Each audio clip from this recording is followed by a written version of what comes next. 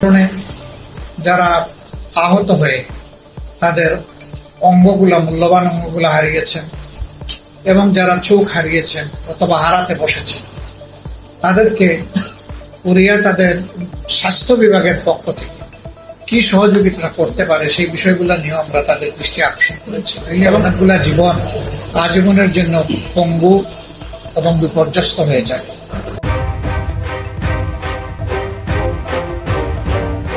সম্প্রতি যে গণ অভ্যুত্থান হয়েছে এবং একটি কর্তৃত্ববাদী সরকারের বিরুদ্ধে এদেশের গণমানুষের যে লড়াই ছিল 15.5 বছর ধরে চলে আসছিল, সেই লড়াইয়ের পরিসমাপ্তি পর্বে আমাদের দেশের ছাত্র তরুণ যুব সমাজ কোটা সংস্কারের দাবিতে যে আন্দোলন গড়ে উঠেছিল, সেই আন্দোলনকে দমানোর জন্য সরকার যে কুৎসিত পথ অনুসরণ করেছিল, সেই পথের কারণেই অসংখ্য জীবনের বিনিময়ে, হাজারো মানুষের ত্যাগের বিনিময়ে, দেশে প্রবাসে একই সাথে লড়াইয়ের বিনিময়ে এই জাতি সাময়িকভাবে মুক্তি পেয়েছে।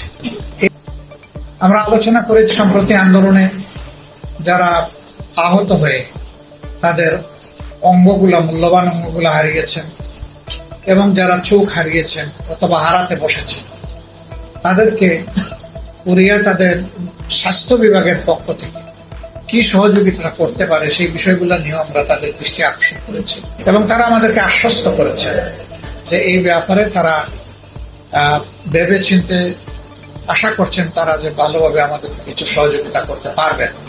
এই পর্বে বাংলাদেশ কিভাবে সামনে দেশের জনগণের উন্নতি, নিরাপত্তা এবং অগ্রগতি নিয়ে বিশ্ব সম্প্রদায়ের সাথে কাজ করতে পারে, বিশেষ করে বাংলাদেশ এবং কোরিয়া এই ক্ষেত্রে তাদের পার্টনারশিপকে আরো কিভাবে উন্নত করতে পারে সেই বিষয়গুলি আমরা আলোচনা করেছি। আমাদের মনে হয়েছে যে তারা পুরোপুরি কনভিন্সড হয়েছেন আমাদের কথায় এবং আমাদের সমাজ প্রেক্ষাপট সম্পর্কে আমাদের কাছ থেকে তারা একটা স্পষ্ট ধারণা পেয়েছে। তো আমরা এই মুহূর্তে এই সহযোগিতাটা আমাদের বড়ই প্রয়োজন, নইলে অনেকগুলা জীবন আজীবনের জন্য পঙ্গু এবং বিপর্যস্ত হয়ে যায়। আমরা আমাদের দেশের ডেভেলপমেন্টে তাদের যে স্কিল অভিজ্ঞতা সেটাকে কিভাবে আরো বেশি আমরা পেতে পারি সেই বিষয়গুলো নিয়ে আমরা আলোচনা করছি। তো আমরা আবারও আমাদের দেশে কোরিয়ার যে মাননীয় রাষ্ট্রদূত আছেন, 15.5 বছর আমাদের উপর তাণ্ডব চলার পরে এই অফিস খুলে বসেছি আমরা মাত্র 2 মাস।